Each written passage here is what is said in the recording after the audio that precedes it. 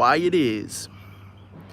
DaamnKam coming at you with some damn talk. As a matter of fact, I'm coming at you with some damn recovery. I'm also coming at you in a sweatshirt in Hawaii. A little hot. I left my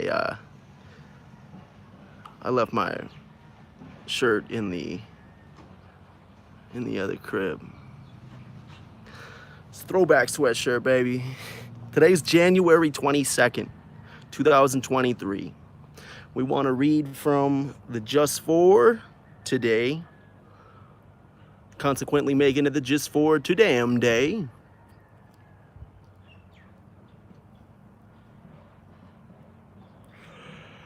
Everybody's recovery is different. Some of us still smoke cigars. Some of us take medications prescribed. Fewer in recovery take non-prescribed. However, it is known to happen. Really, the recovery program is largely about you. No one else can live your program for you. You've got to determine what your program is. You also shouldn't let other people decide what your failures are. In other words, you shouldn't let the bar be set by others. You should set the bar yourself. And remember that if you don't reach the bar that you set, it's not the end of the world. You don't have to self-destruct and continue down a path of negative choices, ill thought out plans, and chaos. Something we did for a very long time. In fact, so long that we were eventually diagnosed with schizoaffective disorder.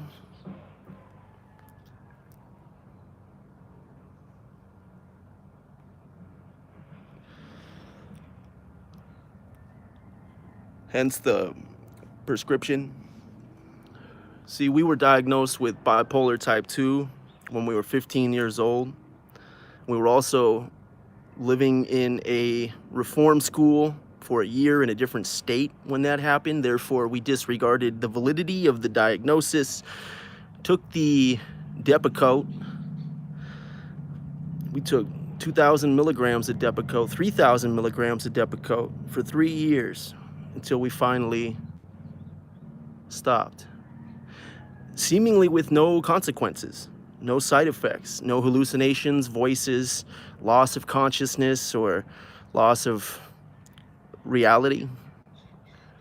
Nothing like this was attributed to ceasing the medication that we were ill-prescribed when we were but a teenager.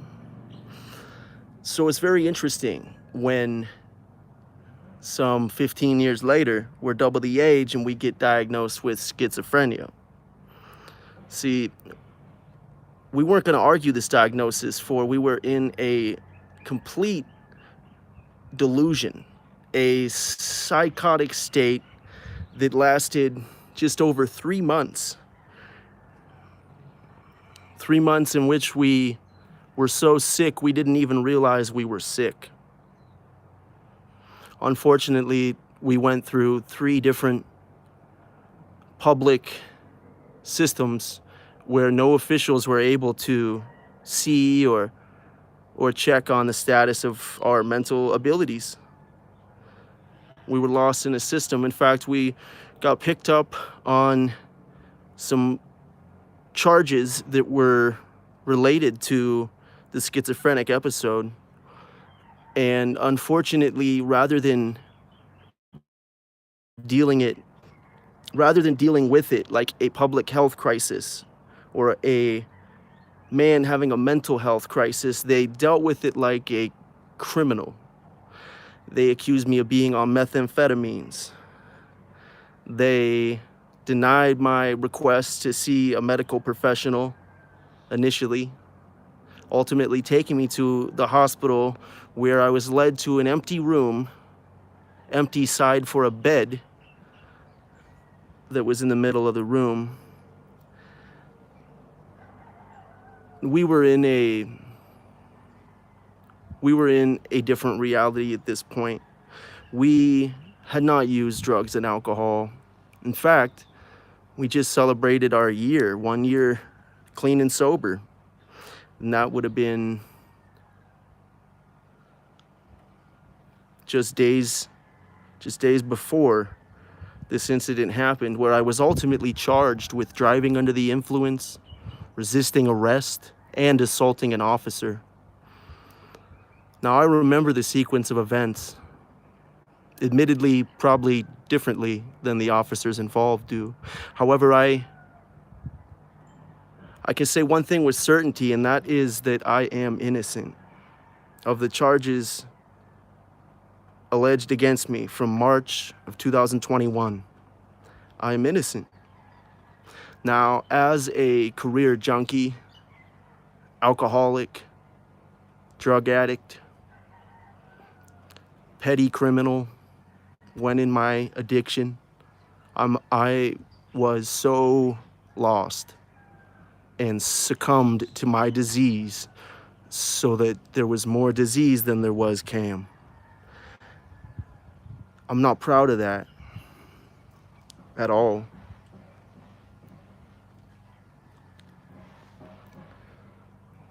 Though it made me who I am today. I learned a lot along the way, and they say in the programs, we don't shut the door all the way. We keep a crack in that bitch. That's not really what they say, but it's pretty much it. For when we close our past off completely, we lock up any lessons, and we increase the likelihood that those same situations and scenarios will unfold again in the future.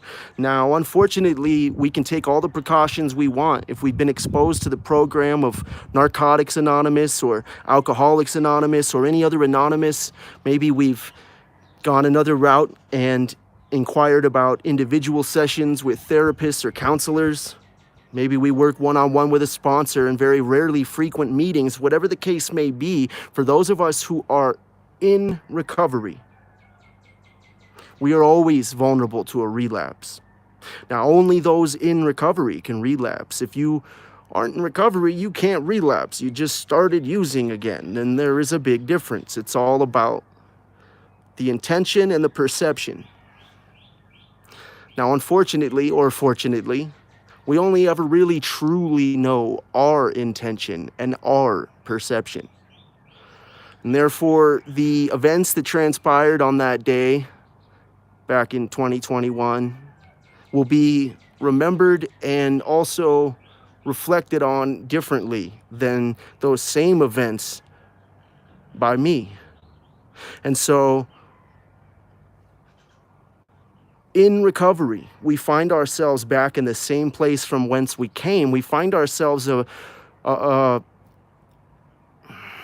a victim, but we find ourselves at the mercy of the courts.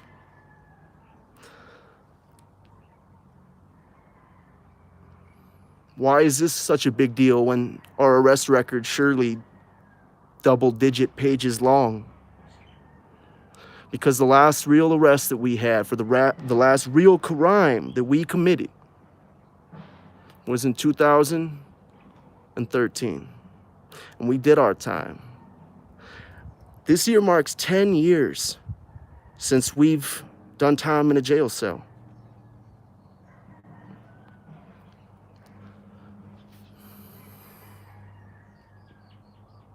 "10 years with no criminal violations and getting arrested for trespassing while I was so far gone. The voices told me to break into the Church of Jesus H. Christ, and when I broke into that church, the first thing I did was go find a sink and get some water.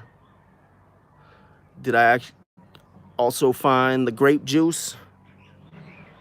I may have partaken in some of the blood of Christ. Was that right? No. But I also threw hand sanitizer down the stairs to keep the demons from coming up. I was not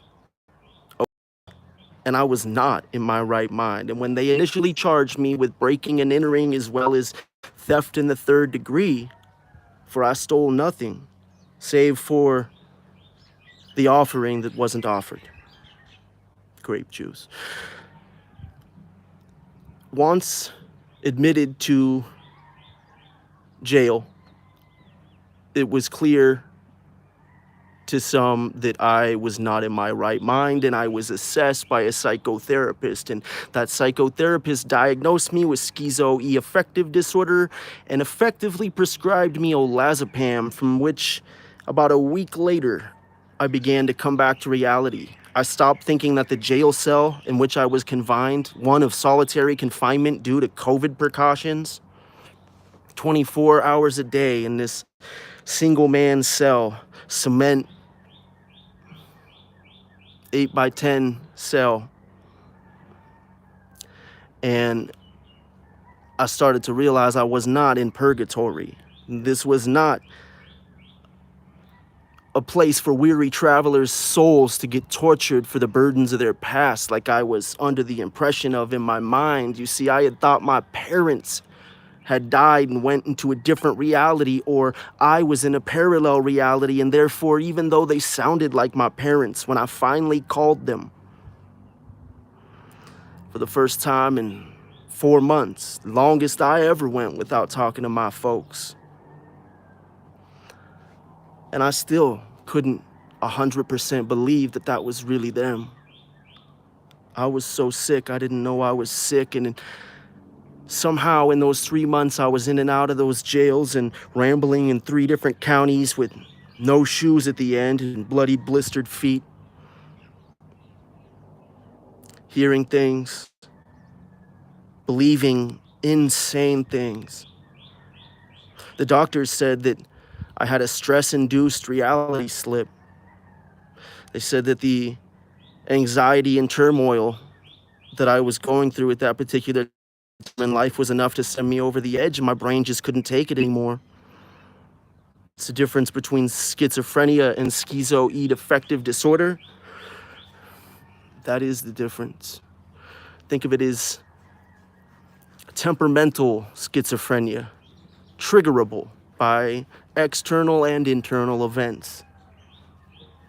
Whether I truly have this mental ailment or whether it's a spiritual sickness, like I've been coming to believe, that I suffer from a grave spiritual sickness, one that there is no cure, and the only remedy for me is to practice a program to the best of my ability. And that's not a program that was pre-written that I need to follow to a T, but it's also not a program that I come up with on the fly by myself. To follow a program of recovery is to live a program of life, to give over my will to my higher power. For it's in giving over my will to a power greater than me that I am restored to sanity. To be restored to sanity implies that we were once actually sane, and we will say that we were. We give it up to God as we understood, not as we understand, for no man or woman can truly understand God. We get glimpses here and there if we're lucky and fortunate enough to be paying attention. And it's within those moments our spirituality or our religious personality gets shaped. God saves his strongest soldiers for the toughest battles, but he saves his toughest battles for his strongest soldiers. And so the ailments and remedies, sickness and cure, disease and remission. And remission is something that can only be attained one day at a damn time. And speaking of one day at a damn time, I'm still DaamnKam, and I'm an addict alcoholic. And this is the Just For to Damn Day. January 22nd, the School of Recovery. This is a program for learning. Basic text, page 16. Learning in recovery is hard work. The things we most need to know are often the hardest to learn. We study recovery to prepare ourselves for the experiences life will give us.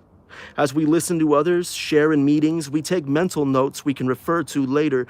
To be prepared, we study our notes and literature between lessons. Just as students have the opportunity to apply their knowledge during tests, so do we have the opportunity to apply our recovery during times of crisis. As always, we have a choice in how we will approach life's challenges. We can dread and avoid them as threats to our serenity, or we can gratefully accept them as opportunities for growth. By confirming the principles we've learned in recovery, life's changes will give us increased strength. Without such challenges, however, we could forget what we've learned and begin to stagnate. These are the opportunities that prod us to new spiritual awakenings. We will find that there is often a period of rest after each crisis, giving us time to get accustomed to our new skills. Once we've reflected on our experience, we are called on to share our knowledge with someone who's studying what we've just learned. In the school of recovery, all of us are teachers as well as students. Just for today, I will be a student of recovery. I will welcome challenges, confident in what I've learned, and eager to share it with others. That's the daily meditation. When we are on our ship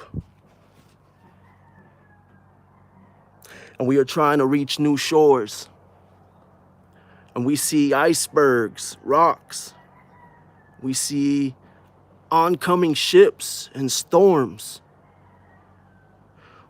They saw those as opportunities, not obstacles.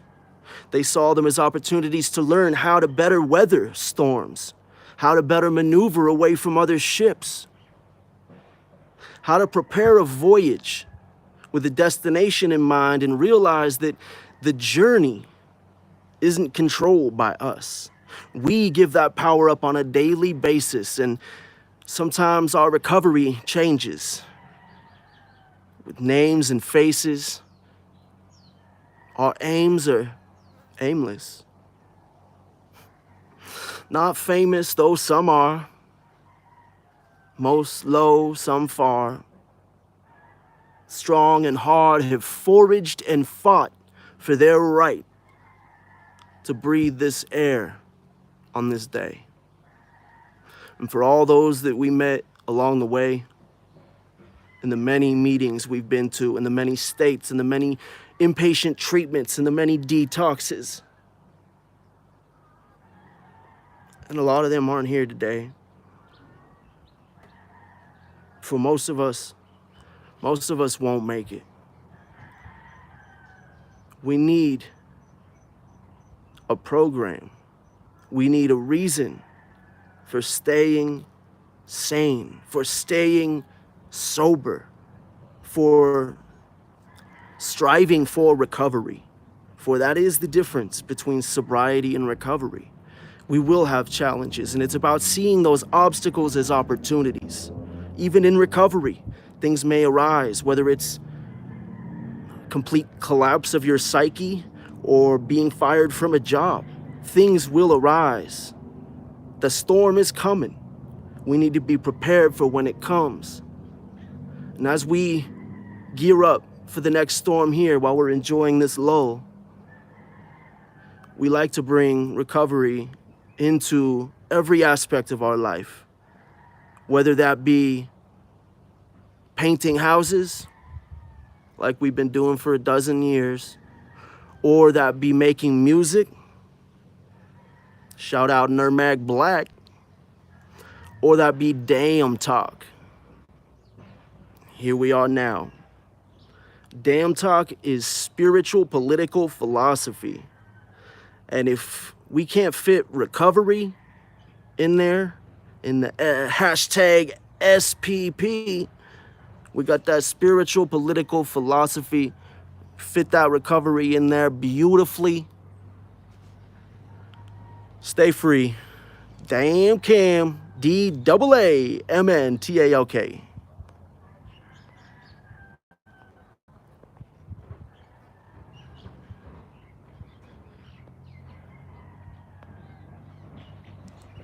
Until next time.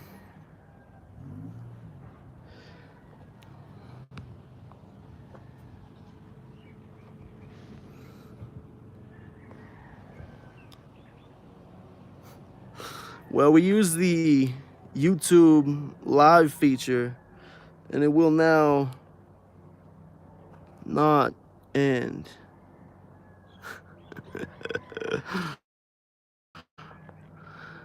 Y'all recognize these slippers?